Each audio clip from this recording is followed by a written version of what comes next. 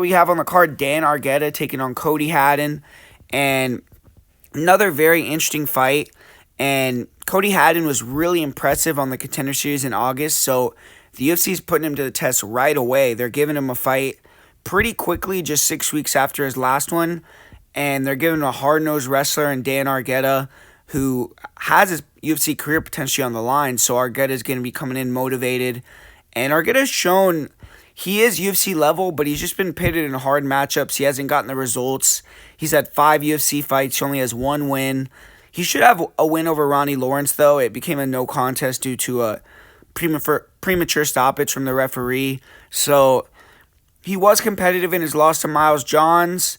And then his last fight, he was looking great before getting caught by Gene Matsumoto. So obviously, Argueta is doing well in these fights. He's just finding a way to lose.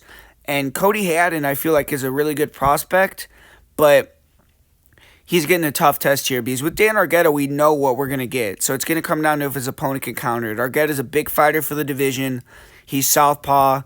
He trains out in California with Cub Swanson, those other killers over there, and he comes in excellent shape. He wants to use his wrestling and grind fighters to a pulp. If he can get to the back in round 1, he's gotten quite a few rear naked chokes, and he also can grind for 15 minutes. His front chokes are good. He's good just in general from that front headlock position at controlling, using it to reverse. And he pushes a hellacious pace. We saw in his last fight, his opponent kept popping back up, and it did get him a little tired. But Argueta normally has elite cardio. His last fight, he got submitted with like 1 second left on the clock in round 2 with a guillotine. But at the end of the day, Argueta's game plan is going to be forward pressure wrestling. So it's up to Cody Haddon to find an answer for that. Cody Haddon had good wrestling and grappling as well in past showings, but I've seen him get taken down, and I think that he's not really fought a wrestler even remotely at the level of Dan Argueta. And Haddon is a striker. On the feet, he brings pressure. He has good lead hand feints. He has nice hand combinations, body head. His leg kicks have good timing. Fast, skillful. He mixes up the level of his attacks. He'll go to the body well. Most of his offense is hands. He landed a really nice jab to the body, to left hook to the head that floored his last opponent, and then he got the rear naked choke. And he has a lot of momentum. He's taking a lot of guys out early. Crisp boxing with power. And he's had serviceable wrestling throughout his career. He will work hard to get back up to his feet when he's taken down. His wrestling defense is a little questionable. Steve Erceg was able to take him down and dominate him in rounds 1 and round 3 of their fight.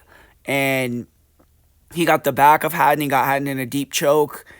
Haddon did do well in rounds 2 and 3 to defend takedowns a little bit better, but he still got taken down in the third, was mounted at the end of the fight. And cardio for Haddon is good. In this fight, obviously, he's going to try to sprawl and brawl, but he definitely slows down. I feel like he's going to have to try to fight through fatigue in this fight and make it a battle of attrition against a guy in Dan Argueta that's going to weaponize the cardio.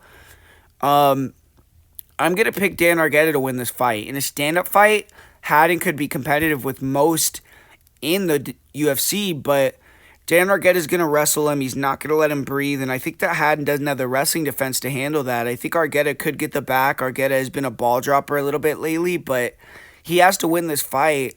And the pressure could be good or bad, so we'll see how that goes for him. But Haddon making his UFC debut kind of equalizes the moment for both. And Haddon definitely could clip Argueta, maybe knock him out or sub and club him. But I think if he doesn't finish, Argueta wins a decision clearly. He's going to be the minute winner in the fight.